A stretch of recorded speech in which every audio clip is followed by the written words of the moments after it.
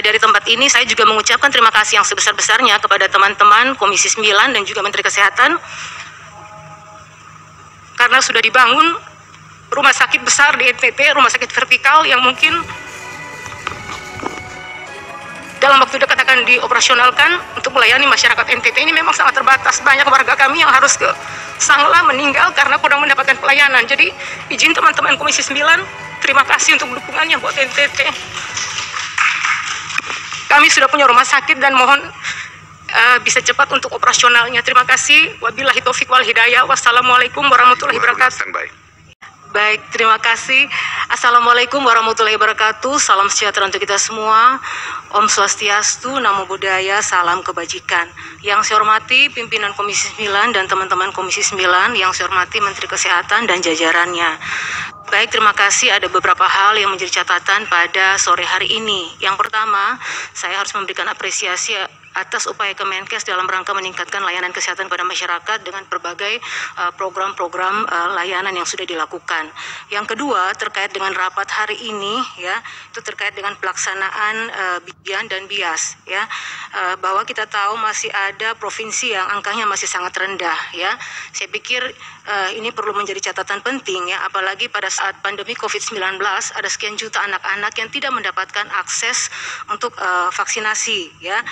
Sehingga ini tidak boleh dibiarkan, ya, karena kenapa kita perlu ekstra ya untuk melakukan kegiatan vaksinasi, karena memang masih banyak anak-anak di pedesaan itu yang belum mendapatkan layanan vaksin, apalagi informasi pun mereka belum mendapatkan, sehingga ini perlu ada kerjasama yang baik, ya. Saya pikir saya boleh mengusulkan jika Kementerian Kesehatan bekerja sama dengan lembaga-lembaga agama, karena memang dalam lembaga agama itu ada yayasan-yayasan yang tentunya mungkin yang terbentuk sampai di tingkat bawah, sehingga bisa digerakkan untuk menjangkau anak-anak, ya, yang ada di pedesaan untuk mendapatkan layanan vaksinasi, karena kita tahu bersama bahwa memang dampak dari anak-anak yang tidak mendapatkan vaksinasi ini akan ada berbagai penyakit yang timbul, ya. Saya sangat sedih karena memang di daerah saya jujur NTT dan khususnya Sumba itu banyak sekali, Pak Menteri, ya, mungkin bisa menjadi catatan, dan juga tuh masih belum ada pemerataan, ya, dan ini mungkin bagian dari aspirasi, ya, Pak Menteri, ya, khususnya kami di Nusa Tenggara Timur, karena daerah kepulauan untuk menjangkau untuk layanan rujukan itu masih sangat sulit. Apalagi ini saya bicara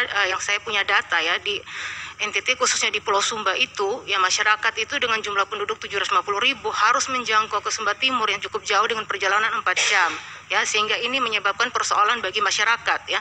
Di satu kabupaten saja angka masyarakat yang mengalami penyakit stroke dan jantung cukup tinggi, ya. Data masyarakat dalam hal ini kami mungkin bisa dilibatkan lagi untuk ekstra melakukan dan bisa menjangkau, ya, masyarakat kami sampai di pedesaan.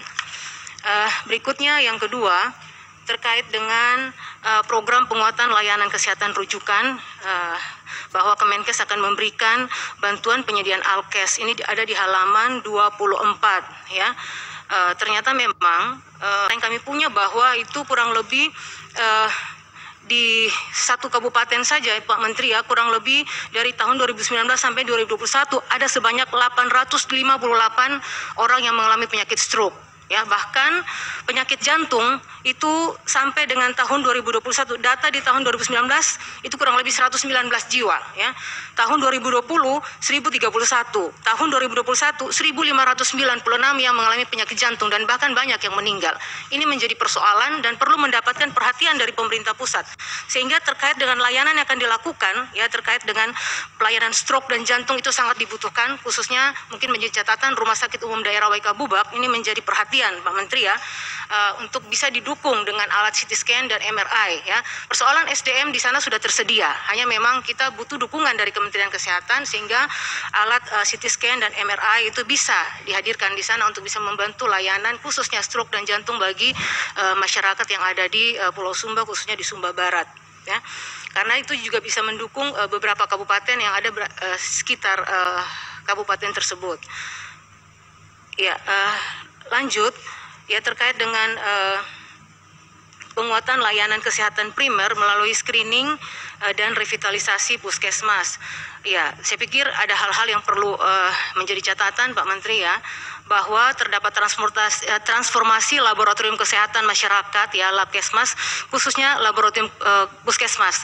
Hal ini sangat penting ya, karena memang jika pasien dari FKTP dalam melakukan pemeriksaan laboratorium harus pergi ke laboratorium rujukan. Nah, bagaimana Kementerian Kesehatan dan BPJS Kesehatan bisa memastikan keberlanjutan dari program screening di FKTP ya, dan mengingat adanya perilaku drop out dari pasien karena mereka enggan untuk menjangkau laboratorium rujukan yang disebabkan oleh keterbatasan akses dan lokasi, sehingga memang perlu solusi penguatan di laboratorium di puskesmas yang menjadi penting ya. Namun mungkin saya konsen pada bagaimana pelayanan kesehatan yang dapat dilakukan di puskesmas, perlu memikirkan alat-alat yang minimal supervisi dari dokter patologi klinik, seperti alat-alat yang sederhana seperti alat point of care testing, sehingga hasilnya lebih cepat, sehingga diagnosa dapat segera ditegakkan dan tindakan pengobatan segera dapat dilakukan di puskesmas. Mungkin ini juga menjadi catatan penting ya. Dan selain itu juga Pak Menteri ya, terkait dengan penguatan layanan primer di puskesmas, saya pikir revitalisasi puskesmas menjadi penting ya. Namun ada beberapa ketentuan dari Kementerian Kesehatan bahwa apabila dalam satu puskesmas sudah dibangun sebuah puskesmas, maka tidak bisa lagi dibangun atau dilakukan revitalisasi pada puskesmas yang ada di kecamatan tersebut. Namun kondisi ini kan tidak bisa disamakan di seluruh Indonesia. Contohnya kami yang ada di NTT, untuk menjangkau ya fasilitas kesehatan itu sangat sulit, sehingga memang ada upaya pemerintah daerah membangun puskesmas. Namun memang puskesmas ini perlu direvitalisasi, sehingga kami butuh perhatian juga bagi yang berada di daerah perbatasan.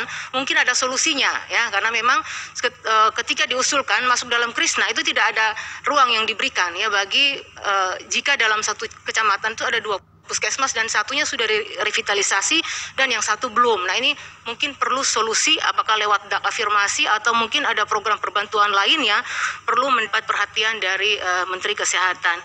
Dan terakhir, dari tempat ini saya juga mengucapkan terima kasih yang sebesar-besarnya kepada teman-teman Komisi 9 dan juga Menteri Kesehatan,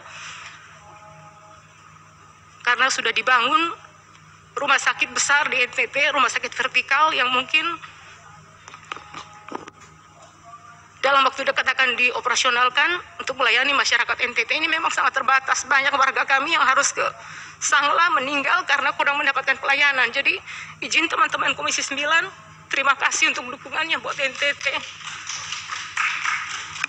Kami sudah punya rumah sakit dan mohon bisa cepat untuk operasionalnya. Terima kasih. Wabillahi taufiq wal hidayah. Wassalamualaikum warahmatullahi wabarakatuh. Om Santi Santi Om Namo Buddhaya. Salam kebajikan. Terima kasih. Ya, terima kasih Ibu Ratu.